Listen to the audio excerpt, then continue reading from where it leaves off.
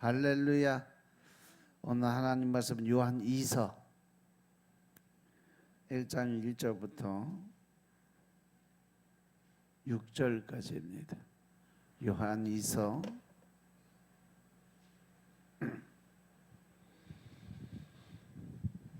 장로는 택하심을 입은 부녀와 그의 자녀에게 편지하노니 내가 참으로 사랑하는 자요 나뿐 아니라 진리를 아는 모든 자도 그리하는 것은 우리 안에 거하여 영원히 우리와 함께할 진리를 인함이로다. 은혜와 긍휼과 평강이 하나님 아버지와 아버지 아들 예수 그리스도께로부터 진리와 사랑 가운데서 우리와 함께 있으리라. 너의 자녀 중에 우리가 아버지께 받은 계명대로 진리에 행하는 자를 내가 보니 심히 기쁘도다. 부녀여, 내가 이제 내게 구하노니 서로 사랑하자. 이는 새 계명같이 내게 쓰는 것이 아니요 오직 처음부터 우리가 가진 것이라. 또 사랑은 이것이니 우리가 그 계명을 조차 행하는 것이요 계명은 이것이니 너희가 처음부터 들은 바와 같이 그 가운데서 행하라 하심이라. 아멘. 할렐루야. 오늘 말씀에서 보는 것처럼 주 예수 그리스도와 사도 바울의 증거대로 성경은 다 하나님의 말씀으로 기록이 되어 있어요. 마태복음 5장 18절부터 19절의 말씀 보니까 천지가 없어지기 전에는 율법의 1.1획이라도 반드시 없어지지 않냐고 다 이루어지게 될 거다라고 말씀하셨어요. 그래서 누구든지 이 계명 중에 지극히 작은 것 하나라도 버리고 또 그같이 사람을 가르치는 자는 천국에서 지극히 작다 일컬음을 받을 것이고 이를 행하여 가르치는 자는 천국에서 크다 일컬음을 받으리라 라고 말씀하셨어요. 그리고 디모데후서 3장 16절 17절의 말씀도 보면 모든 성경은 하나님의 감동으로 된 것이다. 교훈과 책망과 바르게 함과 의로 교육하기에 유익한 말씀, 즉 하나님의 말씀이니까 이것은 하나님의 사람으로 온전케 하며 선한 일을 행하기에 온전케 하려 함이라고 말씀하셨어요. 성경이 하나님의 말씀이고 또 우리의 신앙과 행위에 있어서 정확무오한 유일의 법칙이라는 고백은 우리의 신앙생활에 있어서 아주 기본적이고 아주 중요한 말씀이에요. 그래서 이 성경 하나님 말씀은 하나님의 영감으로 기록되고 그 본문은 그의 독특한 배려와 섭리로 모든 시대에 아주 순수하게 보존이 되었어요. 그래서 지금까지 우리에게 이렇게 전해지게 된 거죠. 따라서 이러한 교회의 어떤 전통적 견해를 부정할 타당한 이유가 없어요. 그럼에도 불구하고 하나님의 말씀이 성경 말씀을 부인하고 또 인정을 안 하고 또 잘못된 교리라고 이렇게 폄훼하는 그런 사람들이 너무도 많이 있어요. 성경은 성도 개인의 신앙생활뿐 아니라 교회의 모든 생활 활동에도 아주 유일한 규범의 말씀이에요. 따라서 오늘날처럼 다양한 풍조와 수많은 운동이 많은 영적인 혼란 시대에 우리는 성경으로 다시 돌아가 말씀으로 따라가서 하나님이 우리에게 무엇을 말씀하시는지 늘 하나님과 영적 교제를 통해서 묵상하고 성경에 계시된 하나님의 모든 뜻을 깨닫게 되기를 기도드려야 될 때인 것임을 믿으시기 바랍니다. 그래서 성경을 가지고 설교를 한다 해도 그것을 올바르게 해석하고 적용하지 않으면 아모스 8장 11절의 말씀처럼 하나님의 말씀에 기근이 오게 될 거다. 마지막 때에 많은 사람들이 목이 말라 돌아다니는 게 계시록에 말씀되어 있는데 아모스 선지자를 통해서 먼저 말씀을 주셨는데 뭐라고 그랬냐면 주 여호와께서 가라사대 때 보라 날이 이를지니라 내가 기근을 땅에 보내리니 양식이 없어 주림이 아니고 물이 없어 가람이 아니라 여호와의 말씀을 듣지 못한 기갈이라고 그랬어요. 마지막 때가 되면 이 강단의 말씀조차도 세상의 지식으로 또 자기 어떤 경험으로 자기 생각으로 하나님 온전한 말씀을 선포하는 것이 아니라 자기 자랑, 집 자랑, 그리고 자기 지식 자랑 이런 것으로 자꾸 이야기를 하니까 영적인 기가를 통해서 많은 영혼들이 목말라 하게 될 것이다. 근데 중요한 건 뭐냐면 그 모든 기근, 이 기가를 누가 보내주나? 하나님이 직접 보내신다. 내가 기근을 땅에 보내겠다라고 한번 선지자를 통해서 말씀을 주셨어요. 그래서 우리가 이 강단의 말씀이 성경 하나님의 말씀 중심에서 틀을 벗어나는 걸 보면 아, 이제 마지막 때가 왔구나라고 생각하시면 맞아요.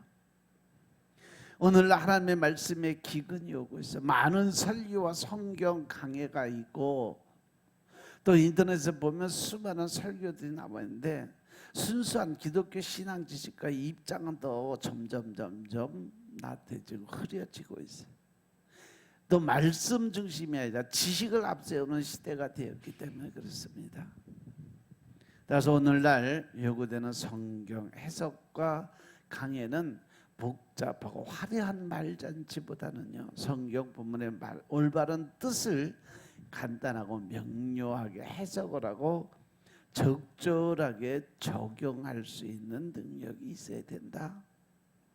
사실상 우리는 성경책 한 권으로 아주 충분해요. 뭐 성경 주석이나 강해, 이 모든 것은 성경 본문의 올바른 이해를 위해서 작은 참고서에 불과하기 때문에 그것은 뭐 성경 주석이나 강해 같은 것은 신학이 필요한 사람들한테 필요한 것이 주석이나 강해요. 그냥 신앙생활 하면서 하나님을 깨닫고 하나님을 알고 그 하나님에 대해서 내가 어떤 좀 더 영적으로 가까운 하나님과의 관계 회복을 위해서는요, 신앙이 필요한 거지 신학이 필요한 것은 아니다라는 거죠. 따라서 성도들이 각자 말씀과 기도로 성령님의 도우심을 구하고 그리고 성경을 읽어야 되고 주석과 강해는요 오직 참고서로만 사용할 수 있어야 돼요. 그 주석과 강의 부분은 그래서 목사들이 필요한 거고 그래서 신학하는 신학 전도사나 강도사들이 필요한 거예요. 그것을 좀 더 해석을 해서 풀이를 해서 성도들이 잘 알아들을수록 이해할 수 있도록 도와주는 그 역할을 하는 것이 바로 주님의 종들이에요. 이 요한 이서를 보면 저자가 누구요? 사도 요한입니다. 이 점에 대해서 초대교회 전통들은 분명하게 이야기를 해요. 모든 성경의 기초를 가지고 있는 사람들 그리고 신학자들이 일률적으로 얘기한 것이 바로 사도 요한의 서신으로 인용을 해요. 또 오늘 이 요한 이서의 말씀의 수신자인 택하심을 입은 부녀와 그의 자녀라는 그 제목을 보면 어떤 교회 여성도 또 그 자녀들이 신앙생활하는 것을 설명하기 위해서 기록해 놓은 말씀이에요. 이 말씀이 거의 한 주 85년, 90년경으로 추정이 되는데 요한 이서기의 특징적인 주제는 진리 안에서 행함이 있는 믿음을 보이라는 거예요. 4절에 보니까 너희 자녀 중에 우리가 아버지께 받은 계명대로 진리에 행하는 자들 내가 보니 참 기쁘고 즐겁다라고 얘기를 해요. 이 말씀이 그 진리 안에서 행함이 있는 믿음을 대변했고 또 아울러 이 요한 이서기의 말씀은 우리가 그리스도에 관한 바른 교리를 저버린 이단에 대해서 경계돼야 될 것을 아주 강조하면서 교훈을 하고 있습니다. 요한 1서, 2서, 3서 다 보면 그 안에 중심의 팩트가 뭐냐면 이단을 조심하라는 거예요. 이단. 하나님의 말씀을 제대로 전하지 않는 이단들을 조심해라. 따라서 진리 안에서 행함이 있는 모습을 먼저 1절에부터 6절의 말씀에서 설명을 해요. 장로는 택하심을 입은 부녀와 그의 자녀에게 편지를 하는데 내가 참으로 사랑하는 자 나뿐 아니라 진리를 아는 모든 자도 그리하는 것은 우리 안에 거하며 영원히 우리와 함께할 진리 때문에 그렇게 이야기를 했다. 사도 요한은 노년에 이 서신을 썼는데 장로라는 말은 사도라는 말보다 더 친근감이죠. 서신을 받은 자들은 택하심을 입은 부녀와 그의 자녀들이라고 그랬어요. 구원은 하나님의 택하심 안에 있음을 믿으시기 바랍니다. 우리는 그래서 하나님의 택하심을 이미 입은 자들이에요. 하나님이 택해서 우리를 불러주셨고 바로 이 자리까지 와서 하나님께 경배드리고 찬양드리고 예배를 드리는 자리에 서게 된 거죠. 그리고 택하심을 입은 분야는요, 교회를 가리킨 것보다 어떤 한 여성도, 즉 여자 집사님을 가리키는 말로 보는 것이 더 자연스러운데, 왜냐하면 4절에 너의 자녀 중에 우리가 이 말과 5절에 보면 부녀여라는 말, 그리고 13절에 보면 내라는 말과 내게라는 말은 한 교회보다 한 개인을 가리키는 것이 더 자연스럽게 표현해 놨지 않았을까? 그런데 그 성도와 그의 자녀들은 예수 그리스도의 교회의 구성원들이고 하나의 작은 교회와 같다고 볼 수 있는 거죠. 왜냐하면 하나님께서도 사도 바울을 통해서 고린도 전서에 보면 바로 네 몸이 하나님이 거하는 성령님이 거하시는 전이다. 그래서 네 몸이 바로 성전이라고 말씀하셨으니까. 근데 오늘 이 말씀을 보면 진리라는 말이 아주 여러 번 나와요. 사도 요한은 자신을 진리 안에 있는 자로 표현했고 다른 성도들을 진리를 아는 자들로 표현을 합니다. 또 그는 이 진리가 우리 안에 거하며 영원히 그러하다라고 대답을 해요. 이 사도 요한이 말하는 진리는 하나님의 말씀 곧 예수 그리스도의 복음을 가리키고 있음을 깨달으시기 바랍니다. 그래서 예수님께서는요, 요한복음 14장 6절에서 보면 내가 곧 길이요 진리요 생명이다 라고 말씀하셨고, 요한복음 17장 17절에 보면 아버지의 말씀이 바로 진리라고 고백을 해요. 사도 바울은 에베소서 1장 13절에 보면 성도들을 진리의 말씀 곧 구원의 복음을 들고 그것을 믿어 약속의 성령으로 인치심을 받은 자들로 표현을 해놨어요. 따라서 진리의 내용은 예수님께서 하나님의 아들 그리스도시고 그를 믿으면 죄사함과 의롭다 하심과 하나님의 자녀가 되는 권세를 얻는다는 약속이 바로 진리예요. 하나님의 말씀은 우리를 구원함과 동시에 천국 백성으로 인정받게 만드는 그 능력이 바로 진리, 곧 하나님의 말씀이다. 그래서 모든 사람들이 이 진리를 알아야 구원의 반열로 들어갈 수 있다라는 것을 강조하는 게 바로 사도 요한의 대표적인 중심이에요.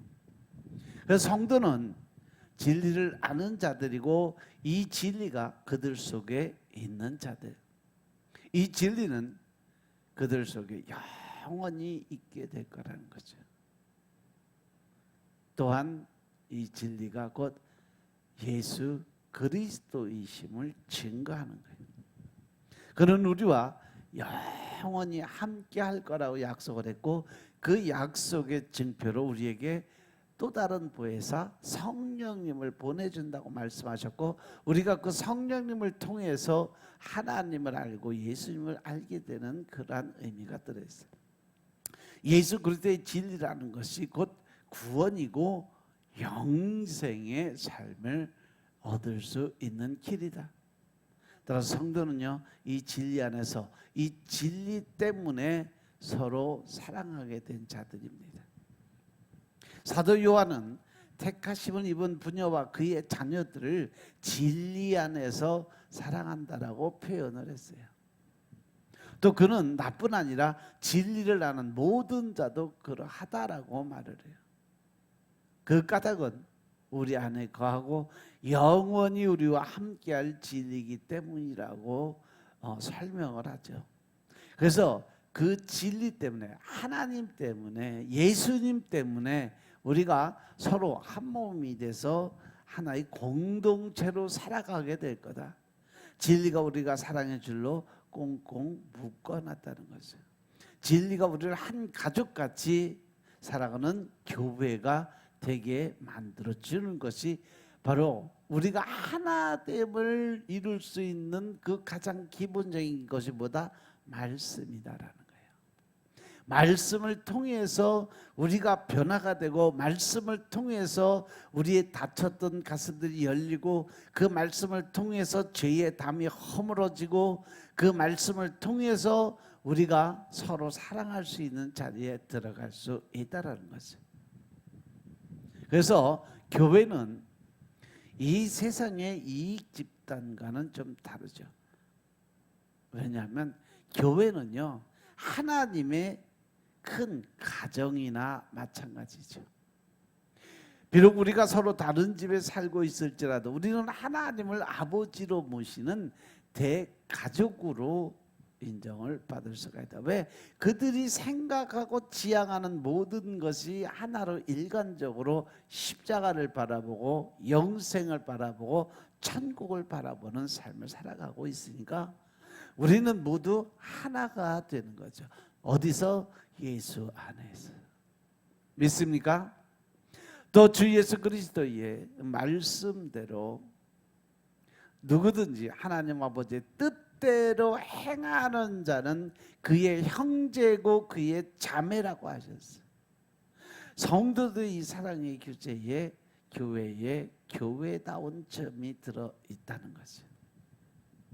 그리고 이제 3절에 가서 보면 은혜와 긍휼과 평강이 하나님 아버지와 아버지 아들 예수 그리스도께로부터 진리와 사랑 가운데 우리와 함께 있으리라 라고 하는데, 사도 요한은 하나님 아버지와 아버지 아들 즉 예수 그리스도께로부터 은혜와 긍휼과 평안이 진리와 사랑 가운데서 우리와 함께 있을 거라고 기도를 드려요. 이 진리라는 말은 우리의 죄를 대속하신 구주 예수 그리스도를 믿는 자마다 죄 사함을 얻게 된다 하는 복음의 진리를 가리키는 거죠. 우리는 그 진리를 믿음으로 구원을 받았고 그 진리 안에서 살고 있음을 깨달으시기 바랍니다. 사랑 가운데서라는 말은 하나님의 사랑과 우리의 사랑의 실천을 다 가리키는 거예요. 우리는 하나님 아버지와 그의 아들 예수 그리스도의 사랑과 은혜와 긍휼로 구원을 얻었고 하나님의 은혜와 긍휼로 힘을 얻고 점점점 변화가 되어가는 성화의 과정을 거쳐가게 돼 있어요. 또 우리는 하나님의 은혜와 긍휼 안에서 이 세상에서 참 평안을 누리며 살 수 있다는 거죠. 그 평안은 마음의 평안뿐 아니라 몸의 건강과 물질적 여유와 환경적 평안도 다 포함이 되어 있습니다. 또 우리가 서로 사랑할 때 하나님의 은혜와 평안은 우리에게 더욱더 하나님의 마음을 전할 수 있는 그러한 힘과 능력을 더해 주는 거죠. 4절에 보면 너희의 자녀 중에 우리가 아버지께 받은 계명대로 진리에 행하는 자를 내가 보니 심히 기쁘다. 너희 자녀 중에 우리가 아버지께 받은 계명대로 진리에 행하는 자를 내가 보니 심히 기쁘다.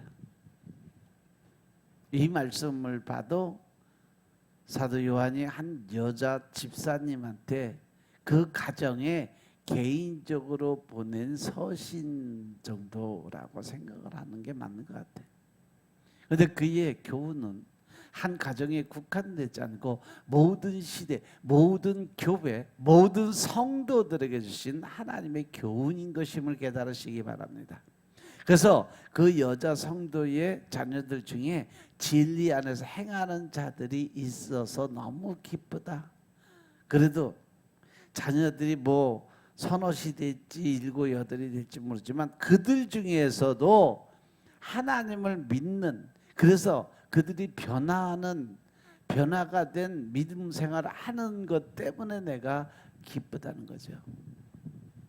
그의 모든 자녀들이 다 잘 믿은 것은 아니라는 거죠.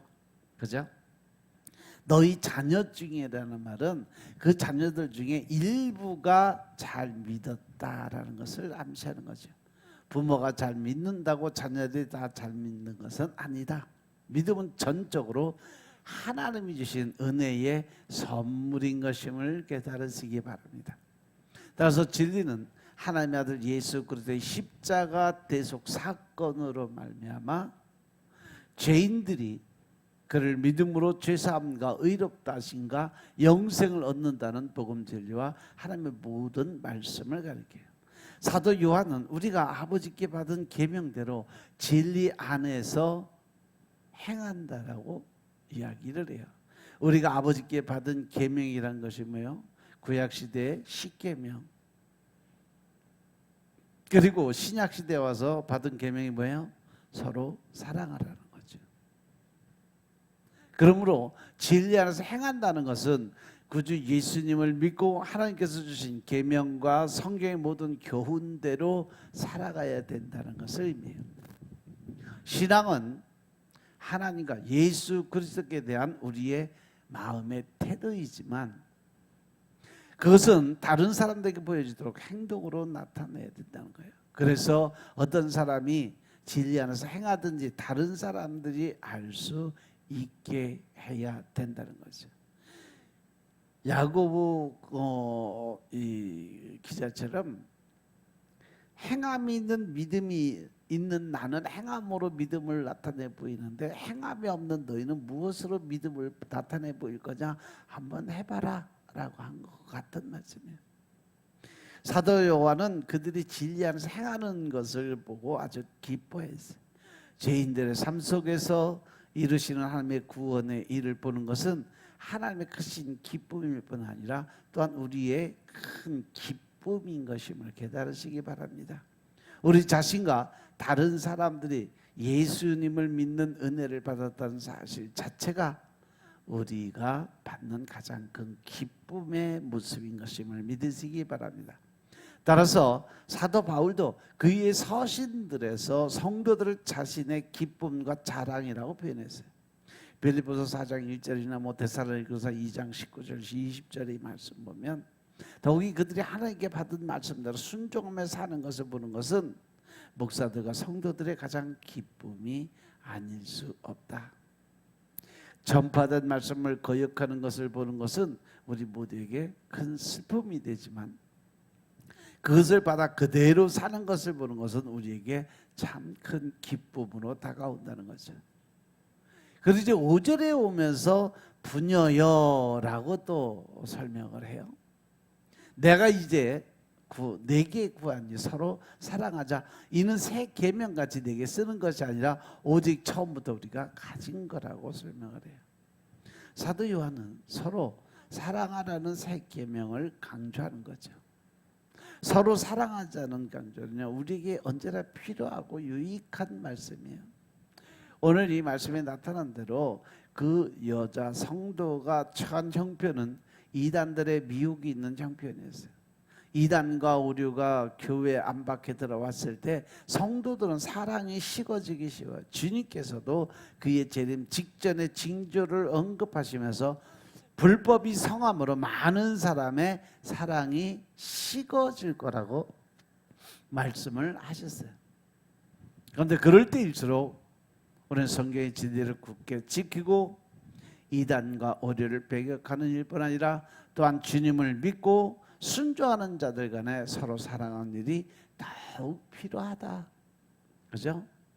그래서 서로 사랑하는 것은 성도들에게 새삼스러운 일이 아니에요. 그것은 성도들이 믿기 시작할 때부터 배운 기본적인 삶이기 때문에 그래요.